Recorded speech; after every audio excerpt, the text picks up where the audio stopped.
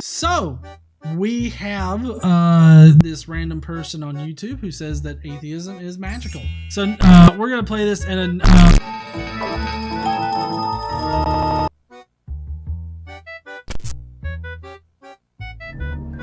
Before the Big Bang, there was nothing. Literally nothing. An infinitesimal nugget of space. And then something happened, triggering the most colossal explosion in history. So this is a little bit of a simplified thing. One thing, it was not an explosion. It was an inflation event.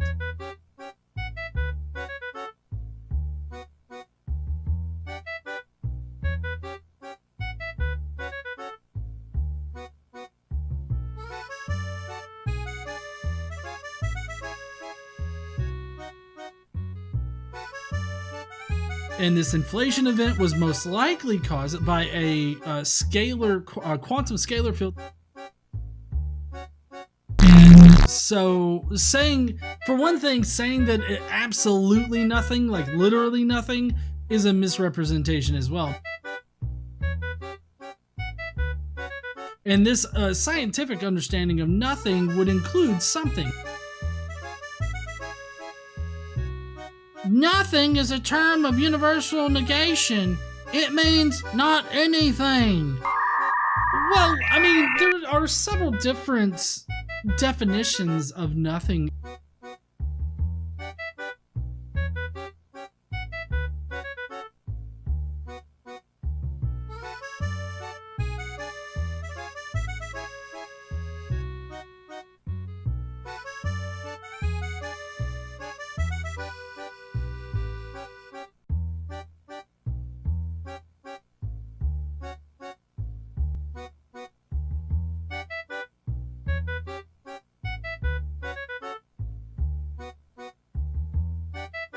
Would include something.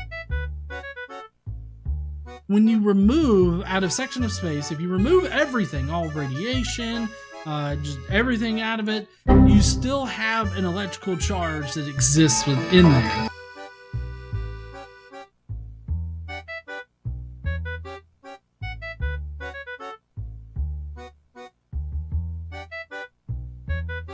Space and time are coupled together. One affects the other, and they came into existence.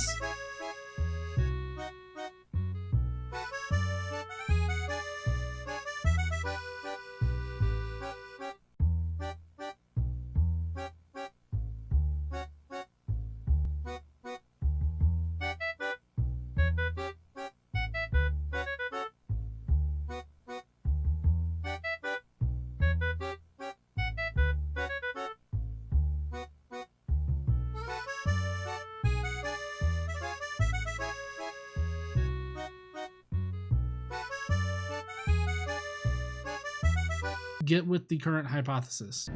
Before space began to exist, There was nothing.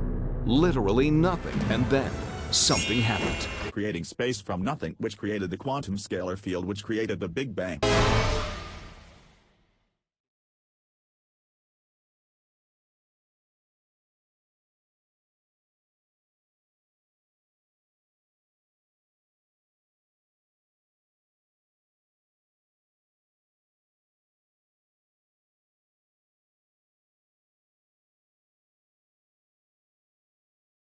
From nothing, nothing comes. To allege the universe came from nothing is to believe 0 plus 0 can equal 1. Don't do it, Sean! This is a misrepresentation because we're not saying 0 plus 0 equals 1. There's nothing that says that, some kind of shit can't just pop into existence. If nothing exists, then the possibility of anything coming into being doesn't exist either. Citation needed for this one.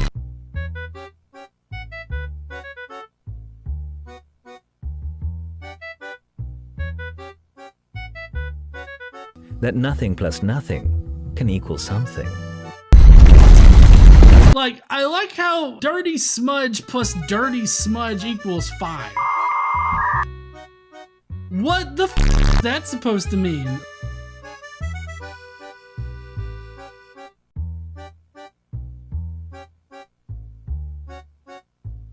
So, it's not that I have nothing in my hands right now. It's not like I'm grabbing like nature's balls or something, and the balls are nothing, I guess.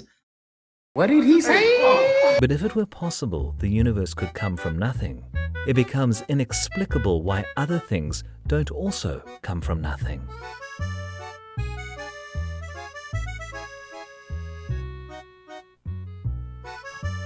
So there are virtual particles, which are particles that appear to pop in and out of existence from quote-unquote nothing. Really, they're just particles that are changing energy states really quickly. There's nothing that says that, you know, some kind of shit can't just pop into existence. There can't be anything about nothing that favors universes, because nothing doesn't have any properties, nor can it be constrained, because there's nothing to be constrained. Don't do it, Sean. But you see, that's just not true. What he's talking about is a theoretical nothing.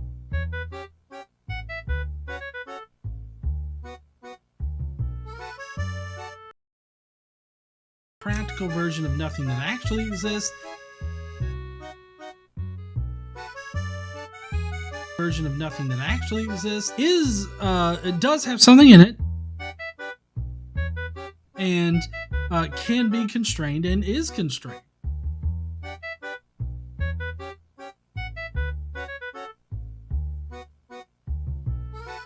And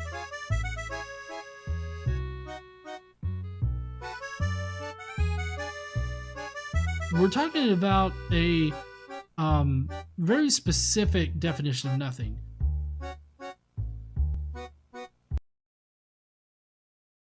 We're talking about, you know, this very real version of nothing.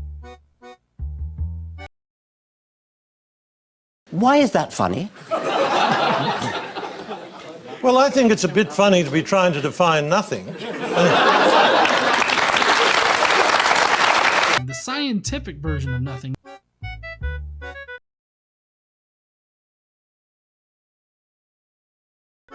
That there are quantum things that you know, govern the, you know, reality in general. Some have instead proposed the universe had no beginning, but is infinite and always existed. This is kind of an old idea, and it has been dispelled that the universe is you know, infinite.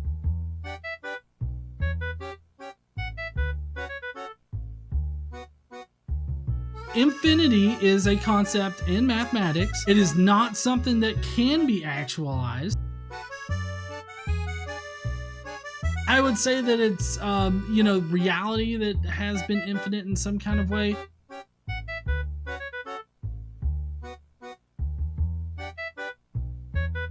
Infinity, infinite, those are concepts in mathematics and not like real things that exist. So when we ever talk about infinite, it's always in a very abstract way.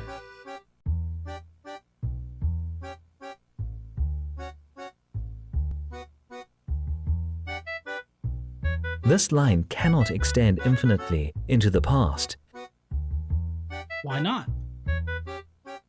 Infinity is not something that can be actualized. So when we ever talk about infinite, it's always in a very abstract way. So you're going to need to provide some kind of citation for this. Infinity is not something that can be actualized.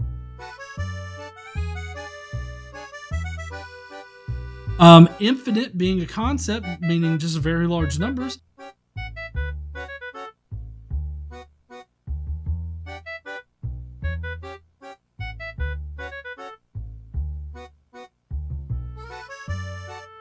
And as from nothing comes nothing. The universe couldn't come from nothing, but from something. He would need to support this with citations, and he just doesn't. Teach this man about the birds and the bees. No, thanks. Okay, well, Satan's little helper asked for it. No, Okay, thanks. so...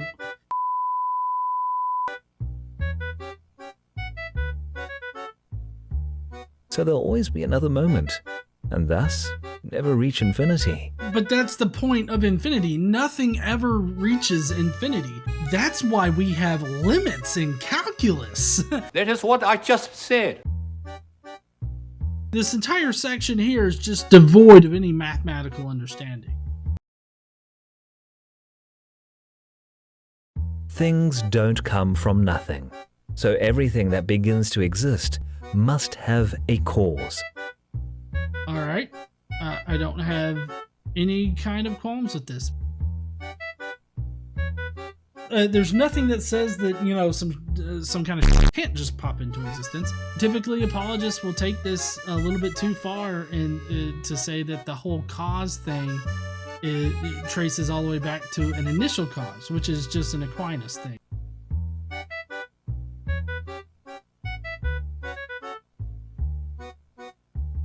Infinity is not something that can be actualized. Alif said, couldn't the universe have an infinite cyclical expansion and contraction that happens every several billion years? Alif, yeah. Infinity is not something that can be actualized. Typically, apologists will take this a little bit too far and to say that the whole cause thing traces all the way back to an initial cause, which is just an Aquinas thing. The cause for the universe was just a fluctuation from a false vacuum state into a true vacuum state of this quantum scalar field.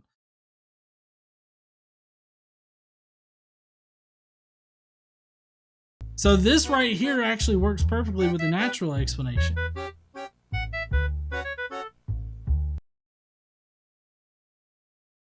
As far as what caused the cause, I mean, we don't really have a full understanding of quantum mechanics, but we do understand these things, and we don't need to postulate a god. What? Shakespeare wrote Hamlet, but on what page of Hamlet can you find Shakespeare? As Shakespeare is not inside the book, but beyond it, God is not inside time, but beyond it. Therefore, this is just a very general special pleading argument here, because he's specially pleading that his God is outside of time, but yet he can also affect things within time. Space and time coming into existence naturally has a lot of benefits. For one, it's natural. That's how we know the real world to operate naturally.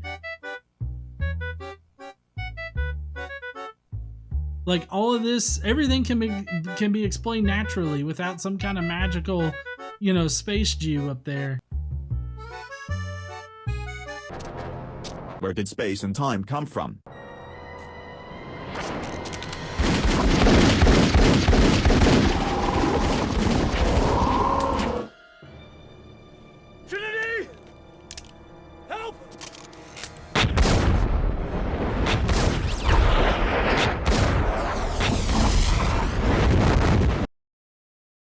Therefore, the cause must be spaceless, timeless, and immaterial. I'm really f***ing tired of Frank Turek's being regurgitated. Powerful in order to create the universe. Personal to choose to create. I don't see a need for a choice to happen.